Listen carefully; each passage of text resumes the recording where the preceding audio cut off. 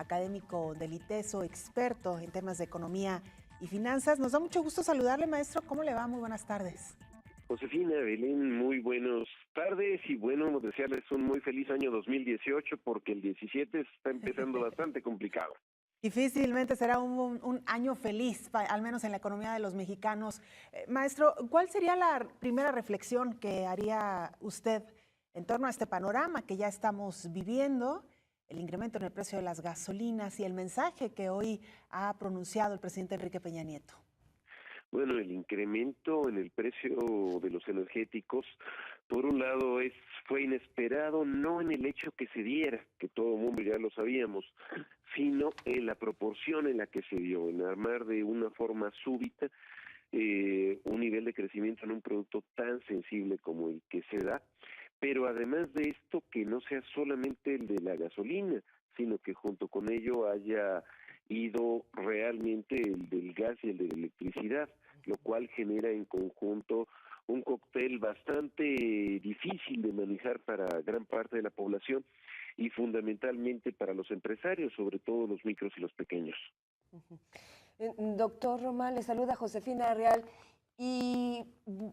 lo decíamos hace un momento también con nuestro compañero Enrique Tusein, el tema de los gasolinazos lo hemos venido padeciendo desde la administración pasada con Felipe Calderón, pero eran como más suavecitos, doctor, es decir, mes con mes, algunos centavos, pero ahora fue un golpe tremendo y que viene en cascada a otros incrementos, a otros productos y servicios.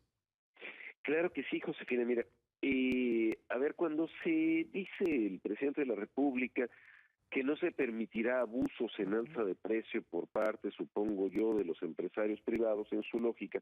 habría que considerar un elemento muy importante. Poco más de 3% de inflación tuvimos los mexicanos consumidores, 3.3% de enero a noviembre del 2016. Pero si nosotros hablamos de los productores, si hablamos a nivel empresarial,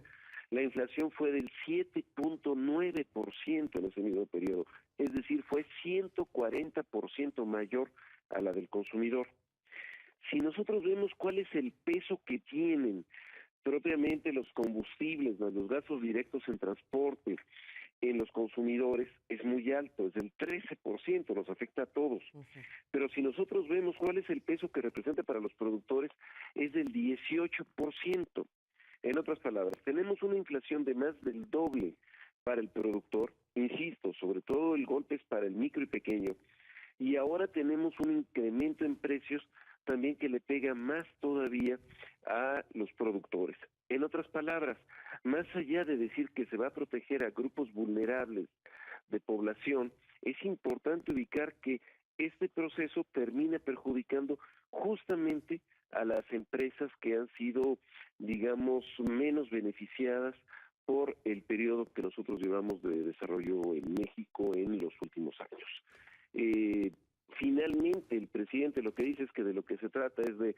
preservar la estabilidad macroeconómica, lo repitió 5 veces en menos de 10 minutos, y sin embargo uno diría, ¿qué significa preservar la estabilidad macroeconómica si la macroeconomía también es la producción y esto jala la producción hacia abajo, si la macroeconomía también es el empleo y esto lo jala hacia abajo, si la macroeconomía también es la distribución del ingreso y esto la polariza, si la macroeconomía también es una estructura de producción entre diferentes tamaños de empresa y esto concentra los problemas en las empresas de menor tamaño, es decir, estamos hablando de una concepción de macroeconomía estrictamente ligada a las finanzas y no ligada a los problemas generales de la sociedad. Claro, maestro, ¿qué tan cierto ha sido este discurso del presidente Enrique Peña Nieto? Él se refiere única y exclusivamente a un incremento en el precio de las gasolinas a nivel mundial. Sin embargo,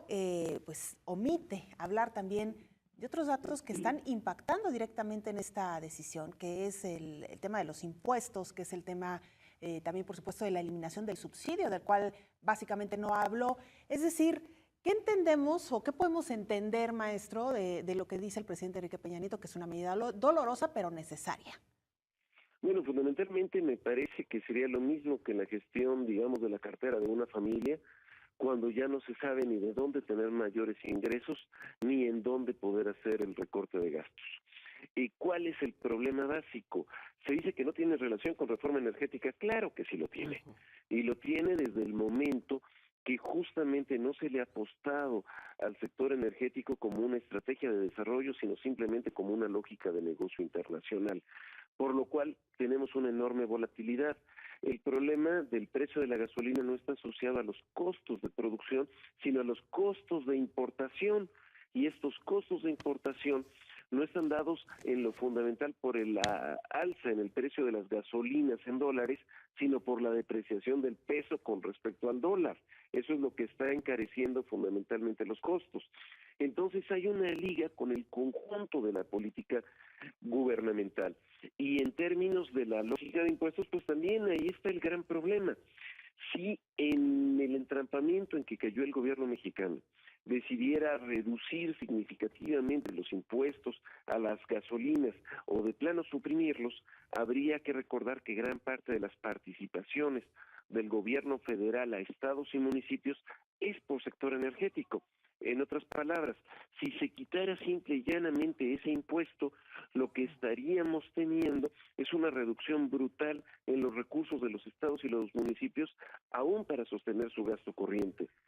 Evidentemente que ahí la cuestión no es simplemente decir que se suban los precios de las gasolinas, sino habría que ver qué otro tipo de elementos habría para poder mejorar las finanzas públicas sin afectar a la mayor parte de la sociedad.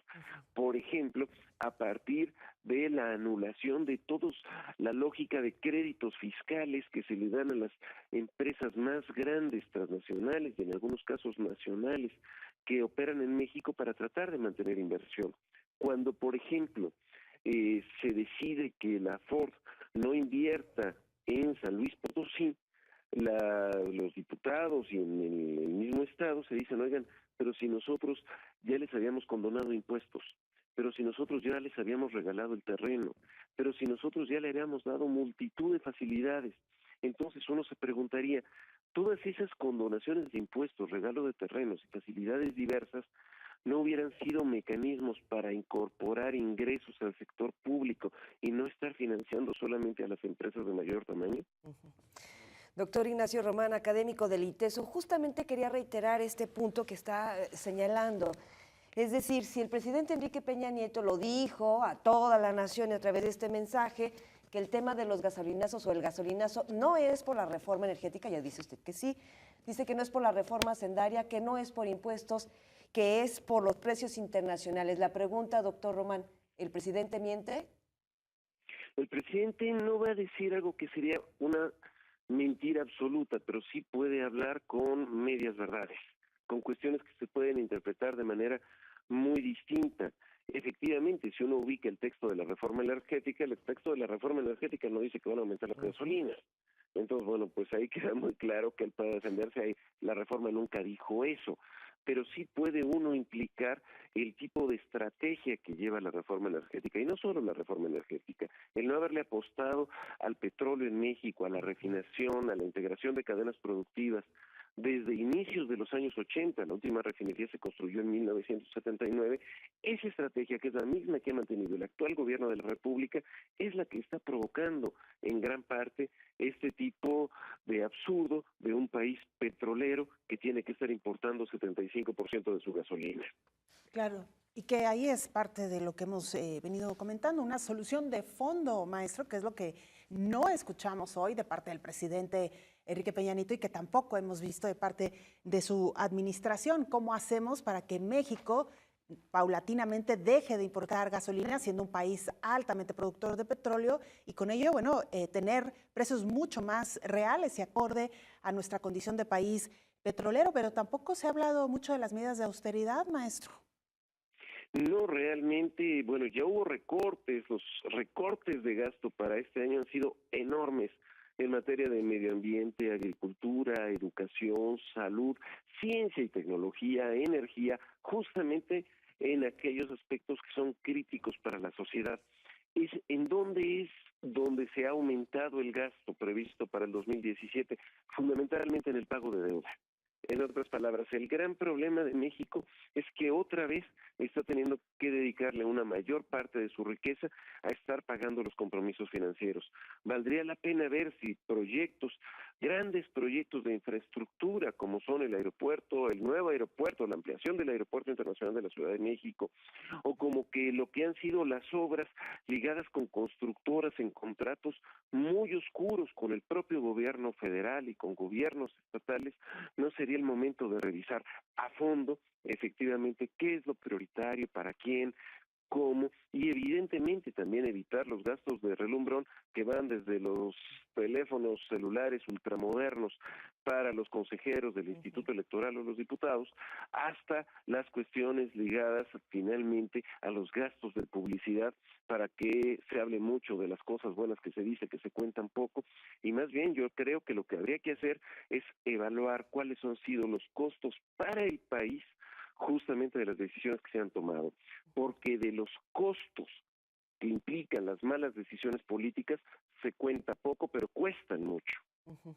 Doctor Román, después del mensaje del presidente Enrique Peña Nieto y que ya nos dice que son medias verdades,